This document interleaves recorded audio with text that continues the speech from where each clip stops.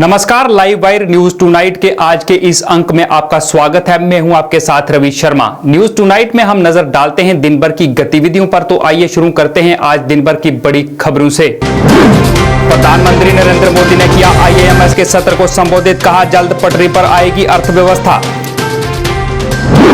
त्राल में सुरक्षा बलों और आतंकियों के बीच हुई मुठभेड़, 2 आतंकी ढेर। कलाल में सुरक्षा बलों ने निष्क्रिय किया जिंदाशल, टला बड़ा हादसा।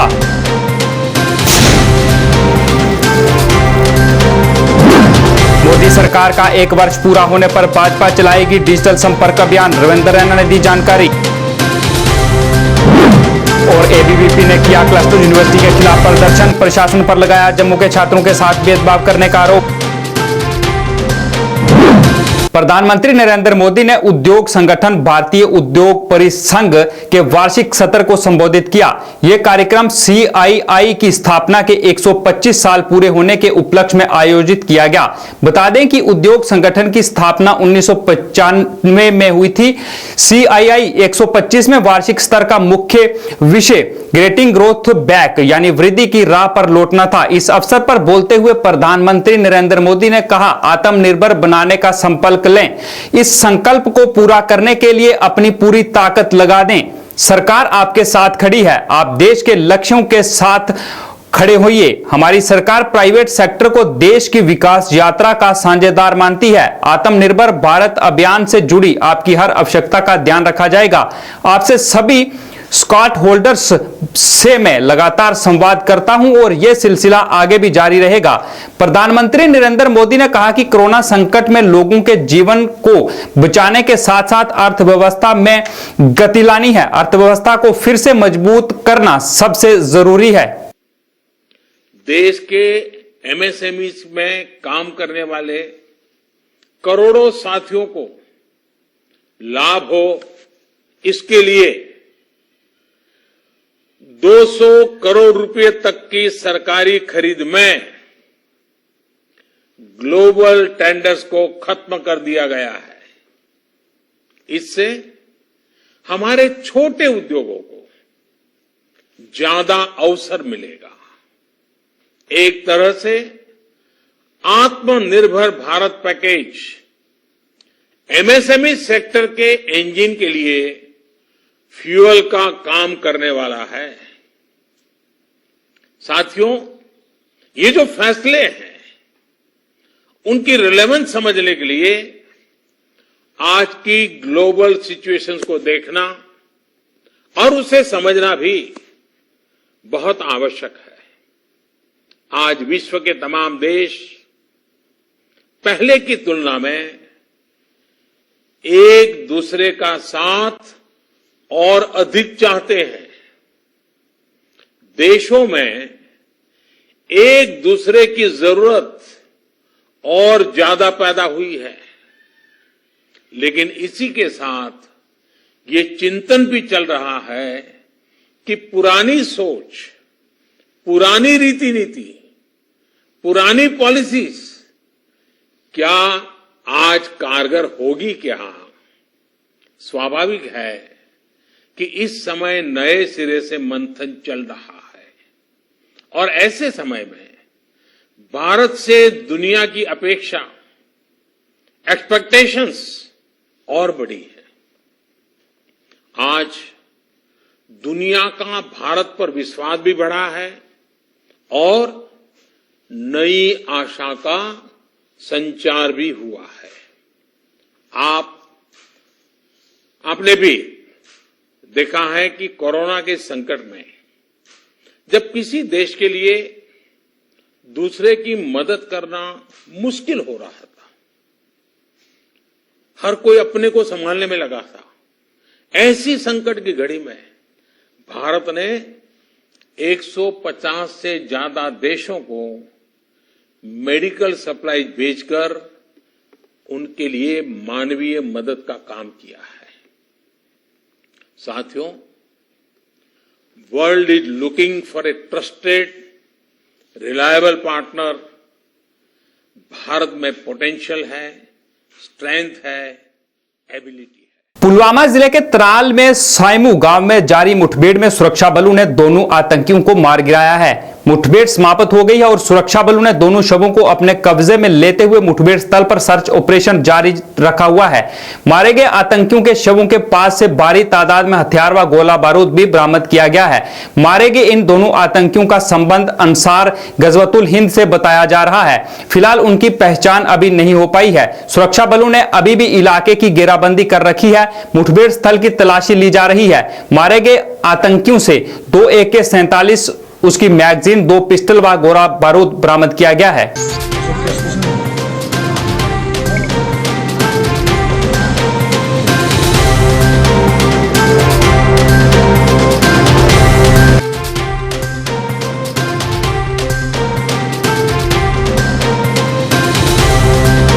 पाकिस्तान द्वारा लगातार देश की शांति भंग करने की कोशिशें की जा रही हैं। पाकिस्तान द्वारा आए दिन सीमा पर संघर्ष विराम का उल्लंघन कर गोलाबारी की जाती है।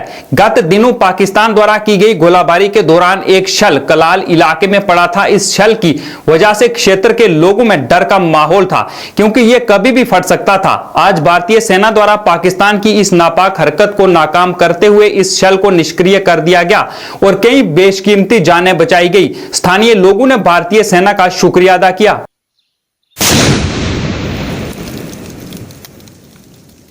भारतीय जनता पार्टी ने डिजिटल संपर्क अभियान की घोषणा की। इस बारे में पार्टी के प्रदेश अध्यक्ष रविंद्र रैना ने प्रेस कॉन्फ्रेंस में जानकारी दी। उन्होंने कहा कि इस अभियान के जरिए मोदी सरकार के 1 साल के कार्यकाल की उपलब्धियों को जनता तक पहुंचाया जाएगा।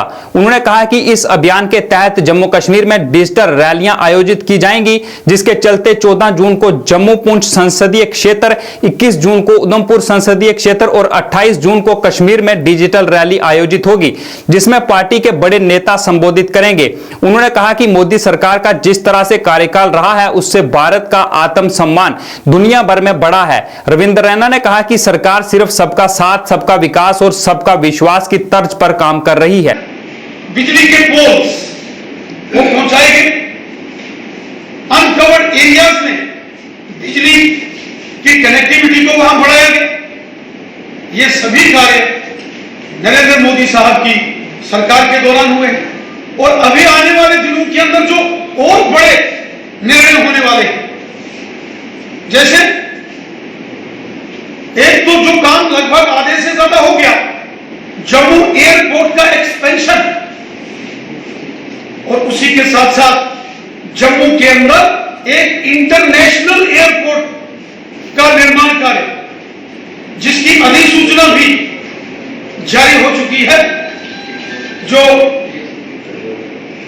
हमारा नागरिक उड्डयन मंत्रालय है, सिविल एविएशन डिपार्टमेंट, उन्होंने सांबा के पास, विजयपुर सांबा के पास एक बहुत बड़ा एरिया, इंटरनेशनल एयरपोर्ट, और वहीं जम्मू संभाग के किश्तवाड़ में एबीवीपी ने अपनी मांगों को लेकर आज जम्मू में क्लस्टर यूनिवर्सिटी के खिलाफ जोरदार प्रदर्शन किया। इस अवसर पर बोलते हुए एबीवीपी जम्मू महानगर मंत्री प्रतीक रैना ने कहा कि क्लस्टर यूनिवर्सिटी प्रशासन द्वारा छात्रों को बेवजह परेशान किया जा रहा है, जिसके चलते उन्हें आज सड़कों पर उतरने को मजबूर होना पड़ रहा है। प्रतीक रैना ने कहा कि छात्रों की मांग है कि लॉकडाउन के चलते उनकी पढ़ाई प्रभावित हुई है और जितना छात्रों को पढ़ाया गया है उसी के मुताबिक परीक्षा ली जाए, लेकिन यूनिवर्सिटी प्रशासन ऐसा नहीं कर रहा है। प्रतीक रैना ने आरोप लगाए कि एक तरफ जहां जम्मू यूनिवर्सिटी यूजीसी की गाइडलाइन अपना रही है, वहीं क्लस्टर यूनिवर्सिटी यूजीसी की गाइडलाइंस का उल्लंघन कर रही है। प्रतीक रैना ने कहा कि कुछ दिन पहले उन्होंने यूनिवर्सिटी के वाइस चांसलर को एक ज्ञापन भी सौंपा था, लेकिन उस पर अभी तक कोई निर्णय नहीं लिया गया है।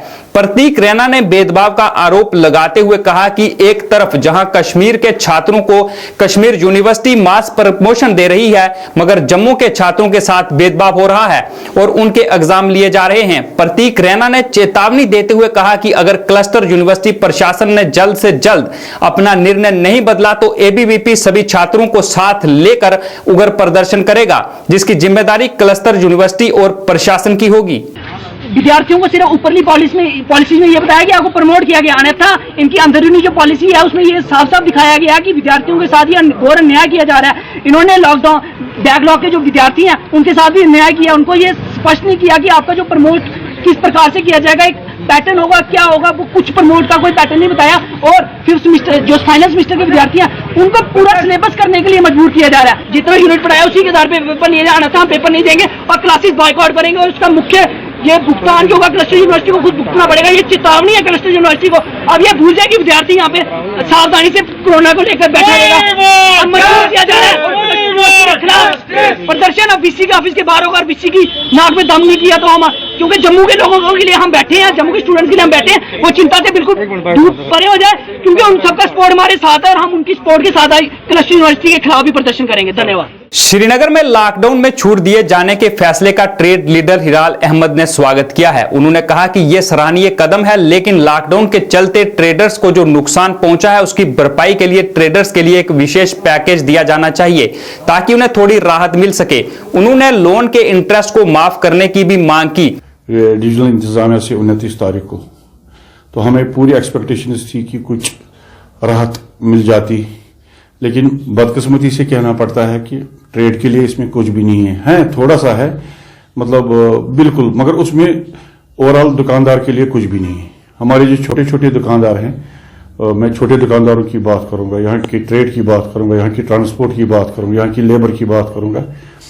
ओवरऑल अगर देखा जाए तो बिल्कुल ट्रेड बिल्कुल जीरो है इस वक्त। ये जो GDR है ये भी डाउन होता ही जा रहा है और ये तो लाजमी मजलूम है। अगर हमें ये जंग लड़नी है, ठीक है, कोविड-19 जो ये जो वबाई बीमारी है इससे हमें लड़ना है, मतलब इससे तभी लड़ सकते हैं जब हमारी इकोनॉमी भी दूसरी साइड से ठीक होगी।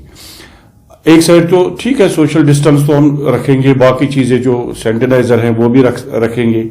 ये जो मतलब क्योंकि वर्ल्ड हेल्थ ऑर्गेनाइजेशन ने ये ऐलान किया है, ये जो चूंकि इसका वैक्सीन ही है, हमें इसके साथ अब चलना ही होगा। इसका मतलब ये है हम। वहीं ट्रेड लीडर फयाज अहमद भट्ट ने भी कहा कि ट्रेडर्स को लॉकडाउन के चलते काफी नुकसान हुआ है। उन्होंने भी सरकार से ट्रेडर्स की परेशानी और उन्हें हुए नुकसान को देखते हुए बैंक इंटरेस्ट को माफ करने की अपील की। 11 महीनों से इफेक्ट हो रहा है, क्योंकि इससे पहले भी पूरा बंद था। हम चाहते हैं कि अभी कोई इंटरेस्ट नहीं लिया जाए, क्योंकि जब टोटली जो बिजनेस फ्रेटर्निटी है टोटली वो इफेक्ट है, तो कौन सा इंटरेस्ट देंगे, कौन सा जो दुकानदार है, जो हमारी बिजनेस कम्युनिटी है, जो JK बैंक है, जम्मू कश्मीर बैंक है, तो ये हमारी ताजिर बरादरी है, इन्हीं की वजह से चलती है। ये तो इसके बैकबोन है जो JK बैंक है। तो लिहाजा हम JK बैंक से और दूसरे इदारों से भी गुजारिश करते हैं कि जो हमारे छोटे छोटे ताजिर हैं बहुत ज़्यादा इफेक्ट है, ये लोन जो छोटे लोन है वो वेव ऑफ किए जाए और जो इंटरेस्ट है बिल्कुल इंटरेस्ट नहीं लिया जाए। और फिलहाल जब तक ये कोविड जो ये वबा फैला हुआ है ख़त्म हो जाएगा तब तक चाहिए कि इस पे नजरसानी की जाए, इन बेचारों को बचाया जाए। न कोई ट्रेड एक्टिविटी है न कुछ है, ये कैसे अपने फैमिलीज को कैसे फीड करेंगे, इनके पास कोई सोर्स, इसके बगैर कोई सोर्स नहीं। और सरकार से ये भी गुजारिश है कि ये जो अनलॉक 1 इन्होंने शुरू किया है, हमारी एडमिनिस्ट्रेशन से मीटिंग भी हुई थी पिछले वीक में, तो अनलॉक 1 में जो उन्होंने बोला कि हम मॉल्स को 7 तारीख से 7 जून से खोलेंगे, तो हमारी तरफ से यही गुजारिश है कि जो छोटे छोटे दुकानदार है, बाकी ट्रेड बरादरी है, उनको भी आहिस्ता आहिस्ता ईज किया जाए, आहिस्ता आहिस्ता उनको भी डील दी जाए, अगर 2 घंटे 3 घंटे, ताकि वो भी अपने जो उनकी फैमिली है उनको फीड कर सके, उनको भी खिलाएं पिलाएं। वरना यहाँ पे जो है कश्मीर में ऐसी हालत हो रही है कि यहाँ पे बहुत सारे लोग कोविड तो फिर भूल जाएंगे, अपनी मौत आप मर जाएंगे, लोग गरीब लोग घरों में मर जाएंगे और जो छोटे छोटे ताजिर है वो घर में मर जाएंगे, और हम लोग कोविड को इलाज करते रहेंगे, लेकिन यहाँ पे जो ये है दुकानदार है वो अपने मौत खुद मर जाएंगे घर में, क्योंकि उनके पास कोई ये सोर्स ऑफ इनकम नहीं है और उनको कोई पूछने वाला भी नहीं है। कौन पूछने वाला है? अगर कठुआ पुलिस को नशा तस्करों के खिलाफ कड़ी कार्रवाई करते हुए आज बड़ी कामयाबी हासिल हुई है, जिसके बारे में SSP कठुआ शैलेंद्र मिश्रा ने जानकारी दी। उन्होंने बताया कि नशा तस्करी मामले में आज कठुआ पुलिस को उस समय बड़ी कामयाबी हासिल हुई जब कठुआ में नशे को बढ़ावा देने वाले काफी देर से फरार नशा तस्कर बलूची को गिरफ्तार किया गया। उन्होंने इस मामले के बारे में विस्तृत जानकारी दी और बताया कि ये 4 नशा तस्कर कठुआ में नशे को बढ़ावा देने में सम्मिलित थे, जिनमें से 3 को पहले ही गिरफ्तार कर लिया गया था और आज बलूची को भी गिरफ्तार कर लिया गया है। उनका एक ड्राइवर गिरफ्तार हुआ था। राजवीर के बताने के हिसाब से ये जो पूरा माल था एक प्रॉपर एक सिंडिकेट है, ग्रुप है जो चलाता था। जिसमें 3 लोग इन्वॉल्व थे। एक इसका मैन्युफैक्चरर जो कश्मीर बेस्ड था, दूसरा ये खुद ट्रांसपोर्टर राजवीर, और तीसरा इसको मंगा के यहाँ पर बेचने वाला, जिसको कोड में बलोची कहा जाता है और उसका असली नाम हरपाल सिंह है। हरपाल सिंह की मदद उसका बेटा है कंवलप्रीत सिंह, वो करता था इस पूरे बिजनेस में। तो राजवीर की गिरफ्तारी के बाद जब उसकी पूछताछ की गई, उसकी गाड़ी का जब तलाशी लिया गया, तो गाड़ी में एक स्पेसिफिक मॉडिफिकेशन की गई थी। गाड़ी के बेसमेंट पे कुछ लकड़ी के फट्टे लगाए गए थे, जिसके नीचे बड़े ढंग से 2-2.5 क्विंटल बुक्की आराम से रखी जा सकती है। और राजवीर के बताने के हिसाब से कठुआ जिले में तकरीबन 2 से 3 बार पहले भी वो ऐसी बुक्कियां लाता गया है हरपाल सिंह के बोलने पर। ये वाली खेप भी वो हरपाल सिंह के बोलने पर लेने गया था। और कश्मीर में जो इस बुक्की को उगा के बेचने वाला व्यक्ति है, उसका नाम था इफ्तिखार दास। ये बिजबिहाड़ा अनंतनाग का रहने वाला व्यक्ति, इसकी जो शिनाख्त की गई और बाद में 12 मार्च के दिन इसकी भी गिरफ्तारी बाअमल लाई गई। इफ्तिखार से भी जब पूछताछ की गई तो ये सारा खुलासा और सही ढंग से हो गया। इसमें इस्तेमाल होने वाली जो गाड़ी है, वो गाड़ी हरपाल सिंह के नाम पर है, जिसने उसको खरीदा था।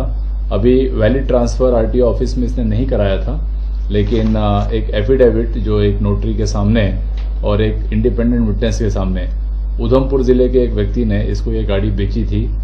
और इसी गाड़ी का इस्तेमाल इस बुक्की को लाने में किया जाता था। आप सबको ये पता ही होगा कि Balochi is a very big name in Kathua. ये पहले भी 10 साल एनडीपीएस एक्ट में सजा काट के आ चुका है और कठुआ में इस नशे के व्यापार को दोबारा से फैलाने और भूलने की कोशिश बलोची कर रहा था। बहुत हद तक ये कामयाब भी था। हमें कई क्वार्टर से शिकायतें मिलती थी कि वापस से जो नशे का कारोबार है कठुआ में जैसे पहले चलता था वैसे बदस्तूर फिर चालू हो गया है। तो बलोची का पकड़ा जाना, इसके माल का पकड़ा जाना और इस पूरे सिंडिकेट का खुलासा करना, यह पुलिस के लिए एक मेजर चैलेंज था।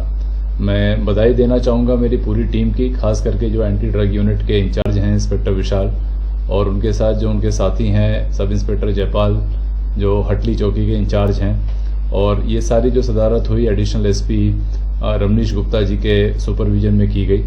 इस पूरी टीम ने साइंटिफिक तरीके से इसमें इन्वेस्टिगेशन किया।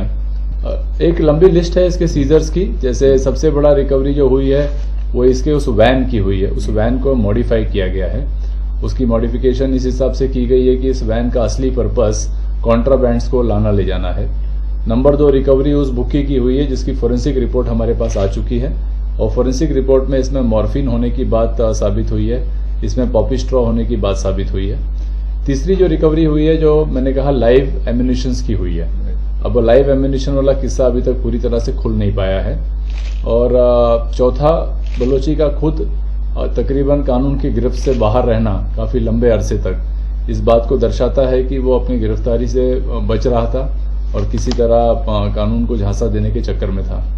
इसमें क्या पीएसए लगाने के लिए तो जी पुलिस अप्रोच करेगी, क्योंकि जिस प्रकार से भारतीय जनता पार्टी के प्रवक्ता अल्ताफ ठाकुर ने आज नेशनल कॉन्फ्रेंस में परिसीमन आयोग की कवायद में भाग न लेने के लिए कहा कि पार्टी फिर से जनता के प्रति सहानुभूति हासिल करने की कोशिश कर रही है, लेकिन धोखे की उनकी राजनीति फिर से सामने आ गई है।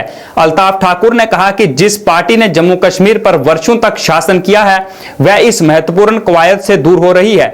उन्होंने कहा कि ये एनसी ही थी जिसने 2026 तक विधानसभा सीटों के परिसीमन पर रोक लगा दी थी और लोगों को अंधेरे में रखा था, लेकिन केंद्र में बीजेपी वाली सरकार ने ऐतिहासिक कदम उठाते हुए जम्मू कश्मीर के विकास के लिए हर आवश्यक कदम उठाया है। उन्होंने कहा कि केंद्र सरकार हमेशा से जम्मू कश्मीर के हित में काम करती रही है और आगे भी करती रहेगी। किसी मखसूस पार्टी को नहीं, बल्कि जम्मू कश्मीर में सबको बराबर हक मिले और सबको वोट डाल सका, तो सारी कॉन्स्टिट्यूंसी को मिला। अगर डिस्ट्रिक्ट में कुछ कॉन्स्टिट्यूंसी बढ़ी और लोगों की डिमांड पूरी हो रहा है, तो मैं समझता हूँ नेशनल कॉन्फ्रेंस इससे दंगा हो गया। उन्होंने हमेशा जो पॉलिसी चलाई आज वो फिर लोगों के सामने आ गई है, क्योंकि जो उन्होंने हमेशा 2 रीजनों को आपस में लगाया, कश्मीर वर्सेस जम्मू, जो उनकी हमेशा तरजीह रही। और मैं ये बात यहाँ तक भी तस्दीक करता हूँ, हमेशा उन्होंने कश्मीरी को कुछ कहा, जम्मू को कुछ कहा, और हमेशा जम्मू के साथ हमेशा ये रहा कि वो जम्मू के साथ भेदभाव हो रहा और कश्मीर में ये एक आम जो कंसेप्ट था कि कश्मीर कैसे बात, लेकिन ये ऐसी पार्टियों की तरफ से हमेशा किया गया था। आज जब लोग कहते हैं कि जम्मू कश्मीर मुठभेड़ हो, एक साथ हो और इक्वलिटी हो जम्मू कश्मीर में, और जम्मू कश्मीर के लोग ये चाहते हैं कि जम्मू कश्मीर में हर चीज जैसा हो। तो जो डेवलपमेंटेशन अब शुरू हो गई है, बस इनका वक्त की बहुत अहम जरूरत थी, क्योंकि लोगों की डिमांड थी और लोगों की डिमांड को पूरा करना है डेमोक्रेटिक सेटअप का ये सबसे पहला हक है। लेकिन एनसी आज फिर एक बार लोगों के सामने नंगा हो गई, क्योंकि उन्होंने इस एक्ट को भी हमेशा अपने लिए यूज किया, अपनी फैमिली के लिए यूज किया। आप लोग समझ चुके हैं कि नेशनल गवर्नमेंट कहता कुछ है, करता कुछ है, लोग इस बात को समझते हमें इस डेवलपमेंट के बारे में करना चाहिए। कोविड-19 के चलते स्वास्थ्य कर्मियों, पुलिस और प्रशासन की तरह लोक निर्माण विभाग कश्मीर भी अपना योगदान दे रहा है। विभाग के चीफ इंजीनियर सामी आरिफ यशस्वी ने कहा कि विभाग ने क्वारंटाइन सेंटर और कोविड वेलनेस सेंटर स्थापित करने में महत्वपूर्ण भूमिका निभाई है। उन्होंने कहा कि पूरे कश्मीर में विभाग ने कश्मीर में कोरोना वायरस के नियंत्रण और उपचार में सरकार के प्रयासों में मदद करने के लिए अपने तरीके से योगदान दिया। उन्होंने कहा कि कोविड-19 के कारण सड़क, भवन विभाग ने अस्पतालों में रखरखाव और मरम्मत कार्यों जैसे आकस्मिक प्राकृतिक काम किए हैं और दोहरे समय में क्वारंटाइन सेंटर स्थापित करने का काम किया है। इससे स्थानीय और प्रवासी मजदूरों को काम देने में भी मदद मिली है, जिससे उनके वित्तीय संकट को कम किया जा रहा है। उन्होंने विभाग द्वारा किए जा रहे अन्य कार्यों की भी जानकारी दी। हमने कोविड में ये जो कोविड टेस्टिंग बूथ्स हमने बना दिए, ये हमने सब हॉस्टल्स में प्रोवाइड कर दिए। और इसके अलावा रिसेंटली हमने एयरपोर्ट पे around 40 those booths have been placed in the airport, जो वहां से पैसेंजर्स आते हैं उनको वहां पे टेस्ट करते हैं, दैट वी प्रोवाइडेड। और in all districts also we provided these booths and other infrastructure related to that.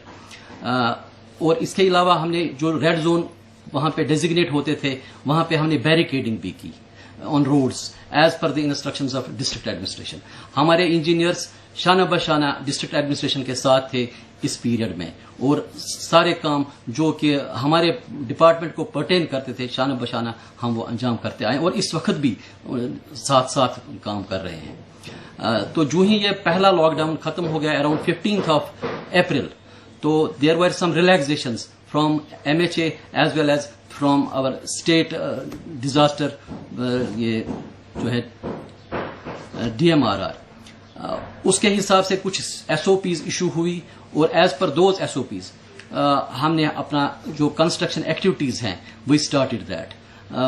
जो कन्फाइंड प्रोजेक्ट्स थे हमारे, जैसे कि हॉस्पिटल्स थे, डिग्री कॉलेजेस थे, कोर्ट कॉम्प्लेक्सेस थे, जो कि विद इन सराउंडेड मतलब एरियाज में ही थे, तो वहां पे हमने स्टार्ट किया अपना कंस्ट्रक्शन एक्टिविटी। इनफैक्ट ब्रिजेस पे भी कर दिया, कलवर्ट्स पे कर दिया, और जो ही हम आगे बढ़ते गए we started with other activities also. और आज की डेट में हमारा जो इस वक्त की पोजीशन है, आज की डेट में मेरे 207 जगहों पे काम चल रहा है, दोज आर इन प्रोग्रेस, जहां पे कि इस आज के दिन में तकरीबन 1585 लेबर्स काम पे कर रहे हैं। और टिल डेट जब से ये रिलैक्सेशन हुई है we have generated 11,962 man days, labour man days so far. तो ये जो काम इस वक्त चल रहे हैं, इनमें ब्रिजेस हैं, इनमें कलवर्ट्स हैं, रोड्स हैं और ये बिल्डिंग्स हैं, जैसे कि मैंने पहले ही कहा, जो भी सब पब्लिक इंफ्रास्ट्रक्चर है। इसके अलावा हमने जो रेस्टोरेशन का काम भी उठाया है, पॉट होल्स जहां भी सड़कों पे थे उसकी रेस्टोरेशन, पैच वर्क, जैसे in fact we have started macadamisation also, जो हमारी ऑन गोइंग स्कीम्स हैं। जैसे कि आपको पता, जो सेमपोरा पामपोर में रोड है, काफी खस्ता हालत थी, उसका हमने मैकेडम रिसेंटली किया है। वो गलंदर में रोड की पोजीशन खराब थी, वो भी हमने मैकेडमाइज किया। अवंतीपोरा में भी मैकेडमाइज किया है। यहाँ पे बाईपास पे हमने पैच वर्क किया। श्रीनगर सिटी में भी काफी जगहों पे पैच वर्क का काम किया भी है और इस वक्त चल भी रहा है।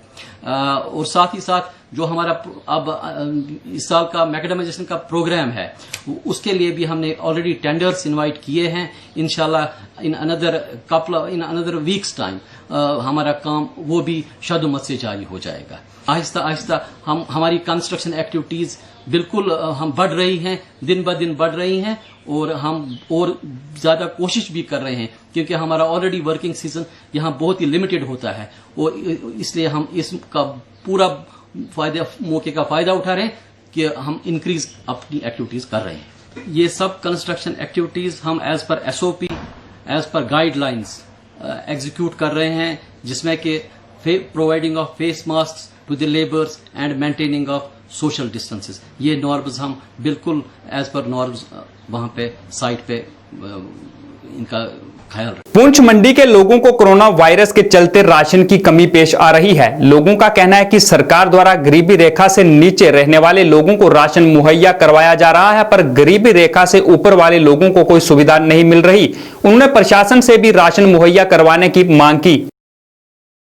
जो इंडिया गवर्नमेंट है, मैं उनका शुक्रिया अदा करना चाहूंगा कि उन्होंने BPL, AAY जुमरा में जितने भी लोग थे उनको तकरीबन उन्होंने कोशिश की कि 2 या 3 महीने की राशन जो है उनको फ्री ऑफ कास्ट इशू की जाए। यहाँ पर इलाका जात में गरीब लोग रहते हैं, इनकी आवाज़ जो है पाई तकमील तक पहुँचाते हैं। मैं सर ये बताना चाहूँगा कि यहाँ पर जो राशन जो BPL में दिया गया है, काफ़ी गरीब लोग हैं जिन्होंने राशन लिया है। ये भी बताना चाहूँगा सर जो APL में है, मेरी गुजारिश रहेगी कि APL वाले लोगों को भी राशन दिया जाए। हर जगह पहुंचा दिया है और डिस्ट्रीब्यूट भी हो गया है। इस वक्त तक कोई एक आधा डीलर है जिसके पास थोड़ा सा राशन उनका बचा और वो भी दे दिया जाएगा, आज ही दे देंगे हम। PMGKY का जो रिलीफ है वो हमने 3 महीने का दे दिया है लोगों को। आइए अब चलते चलते नजर डालते हैं आज की मौसम और तापमान पर।